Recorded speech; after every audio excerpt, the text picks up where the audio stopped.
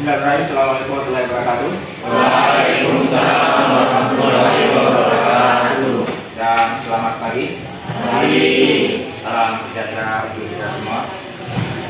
Alhamdulillah kita bersyukur kepada Allah Subhanahu wa taala, Tuhan Yang Maha Esa, yang mana pada pagi hari ini kembali kita bisa bertemu kembali dalam kegiatan proses belajar mengajar atau yang lebih kita kenal namanya KBM. Baik, sebelum saya lanjut, saya persilakan dulu untuk berdiri. Silakan berdiri semuanya dulu.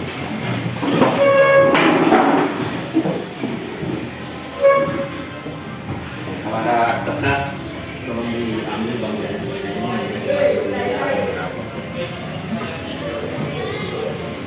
Oke, terima kasih. Silakan untuk kembali. Untuk mengawali, kita awali dengan berdoa sebelum peserta didik untuk berdoa mengawali kegiatan pembelajaran hari ini. Saya mohon kesediaan ketua untuk memimpin doa. Silakan. Sebelum kita belajar, mari kita berdoa bersama-sama mengikut keyakinan masing-masing. Berdoa dimulai.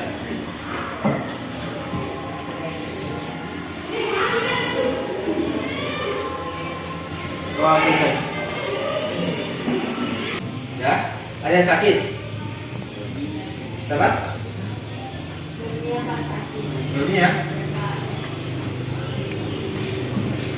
Ya, oke, kita doakan ya. Semoga dia sehat. Kamu juga doakan, saya juga. Kenapa saya sengaja seperti itu menyesuaikan? Karena terapi ini mencerminkan salah satu kepribadian seorang siswa atau peserta didik.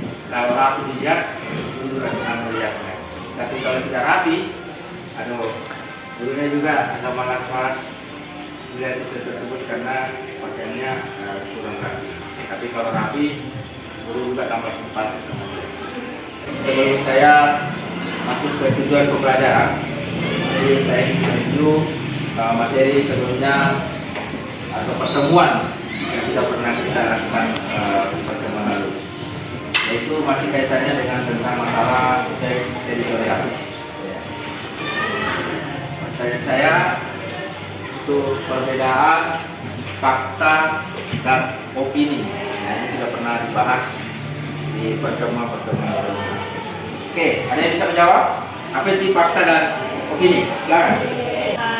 Ini adalah fakta yang kita dapat terbantahkan, opening sebaliknya justru masih bisa diperdebatkan dalam menanggapi suatu objek atau peristiwa yang sama akan timbul berbagai pendapat yang sifatnya subjektif. Ya, jadi intinya di situ kalau fakta itu tidak bisa diperdebatkan, namanya fakta.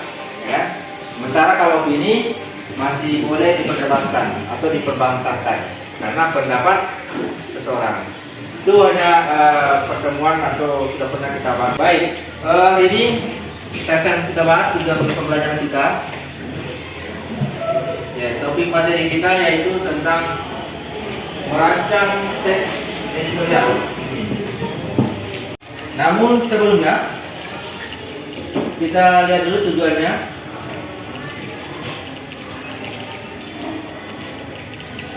Ya, ini tujuan pembelajaran kita.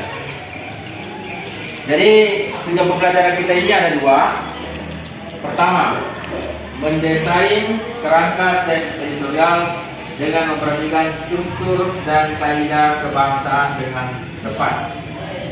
Yang kedua, menciptakan teks editorial dengan memperhatikan struktur dan kebahasaan dengan tepat. Jadi maksudnya ini sebentar kamu akan membuat teks editorial, ya, atau tadi rencana dengan perhatikan strukturnya. Sebentar kita akan saya tahu dulu bagaimana strukturnya kalau teks editorial.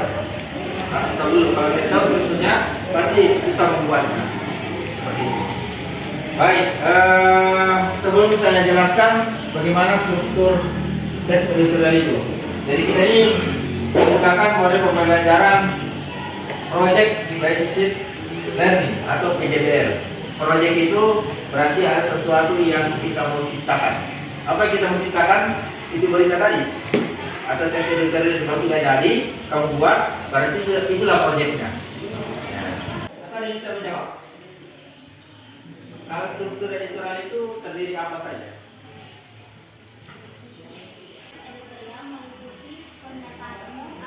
Oke, begini lebih bagus. Silakan tulis. Tidak apa-apa. Editorial.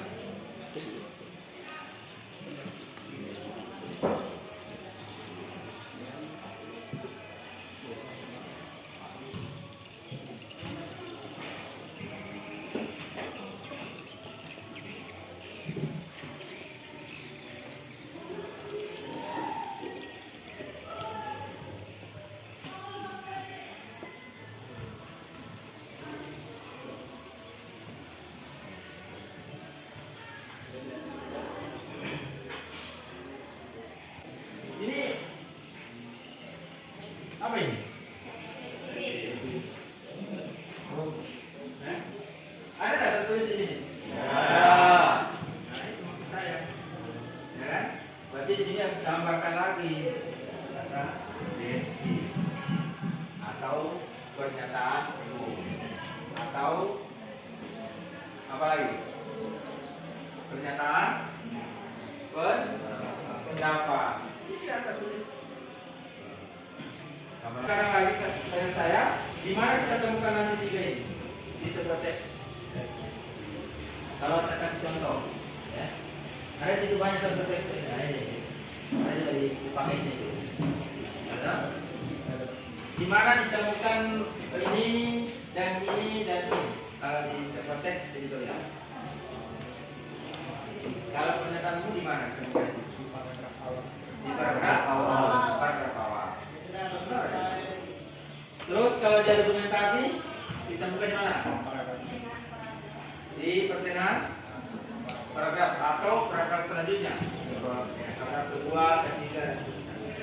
Terus kalau penegasan ulang di akhir paragraf. Jadi hanya tiga itu. Ya.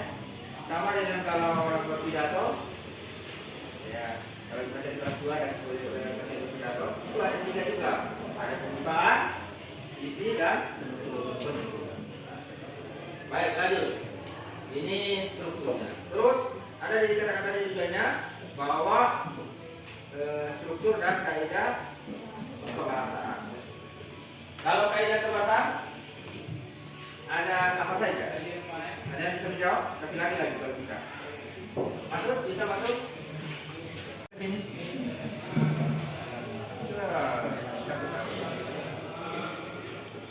Tulis di bawah. Dari pertama tadi ciri-ciri kebahasaan teks editorial itu sama menggunakan kalimat retoris. Ya. Ada yang bisa menjelaskan? Apa itu kalimat retoris? Maksudnya? Pertanyaan tersebut dimaksud agar pembaca menemukan masalah yang dipertanyakan tersebut sehingga tergugah untuk membuat sesuatu atau minimal berubah pandangannya terhadap isu yang dibahas. Ya, jadi intinya kalimat retoris itu adalah kalimat yang kalimat pertanyaan yang tidak membutuhkan jawaban. Ya, oke, terima kasih Satu. Ya, sudah menjawab.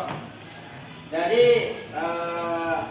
ciri kaidah kebahasaan yang ketiga menggunakan menggunakan kata ganti petunjuk yang merujuk pada waktu, tempat, peristiwa atau hal lainnya. Terus yang keempat menggunakan konjungsi atau fasilitas. Terus yang kedua ada yang bisa memberikan jawaban?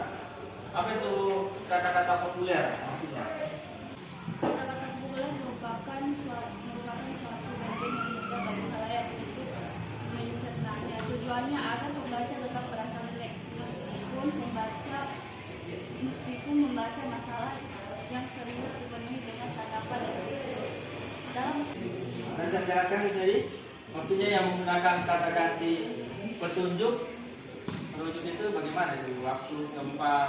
Ya. Contohnya kata ganti tunggu kenaikan harga itu merupakan kata yang tidak simpatik, tidak bijak dan tidak logis. Yang terakhir keempat menggunakan konjungsi. Saya bisa menjelaskan? Banyak menggunakan konjungsi. kausalitas seperti sebab, karena, sebab, oleh sebab itu. Hal ini terkait dengan penggunaan sejumlah argumen yang dikemukakan dari tutor berkenaan dengan masalah yang dikupas. Ya, oke. Jadi baik, kita sudah tahu strukturnya, kita sudah tahu kaidahnya. Sekarang saya persilakan sesuai kelompoknya, ya, mungkin kelompok masing-masing. Jadi kelompok 1, kelompok 2 di sini kalau bisa, atau kelompok 1 di sini supaya berurut. Nah, kelompok 1, kelompok 2, berapa di sini berapa?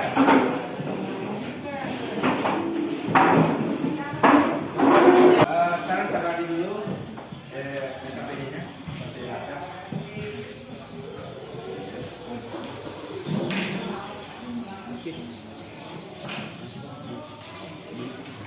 Nanti kalau apa boleh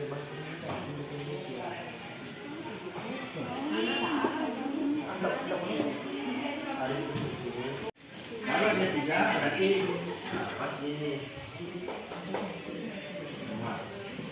ini tidak ada baru cari.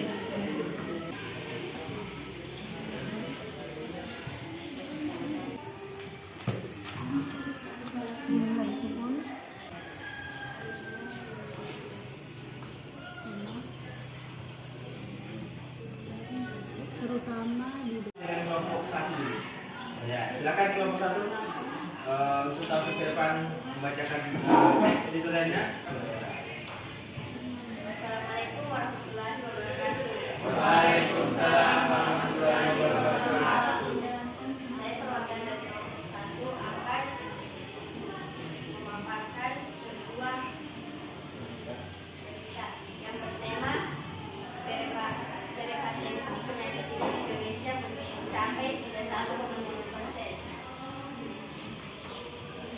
Bagi masyarakat Indonesia yang belakangan ini dilanda berbagai persoalan sosial, mulai dari larangan konser, mulai dari larangan konser negara, hingga berbagai kasus korupsi yang tiada hentinya. Padahal kalau melihat angka penderita hipertensi di Indonesia, harus kita waspadai.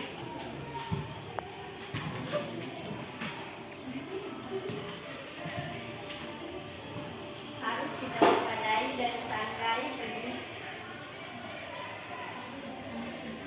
Kalau hipertensi tanpa dapat, Dibantu temannya, kita siapa mungkin tahu patut kurang jelas abai bahwa dan siapa. tenang-tenang saja.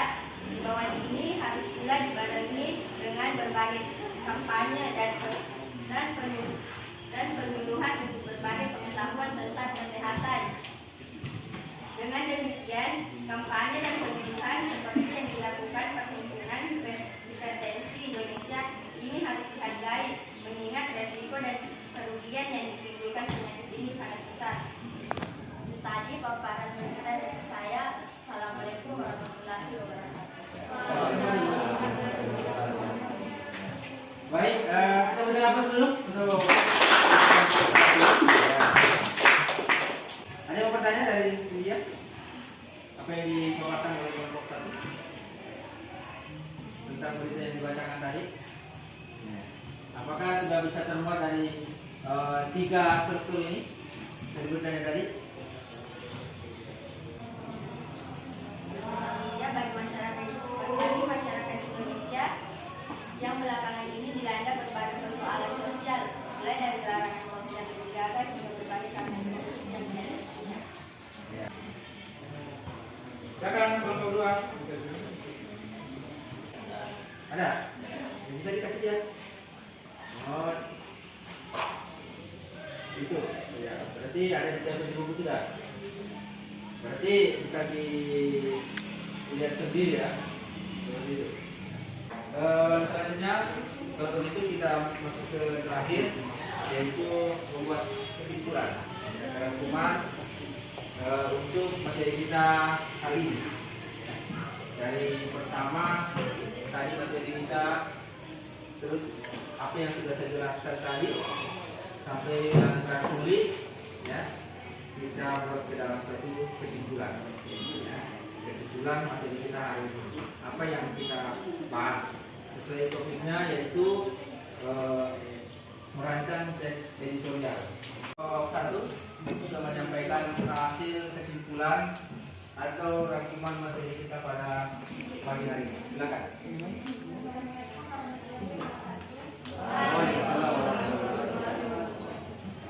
Jadi kesimpulan dari teks editorial yaitu kita mengetahui cara membuat teks editorial dengan menggunakan struktur teks editorial dan cara menentukan struktur fakta dan opini secara teratur dan benar. Sekian dan terima kasih. Assalamualaikum warahmatullahi wabarakatuh.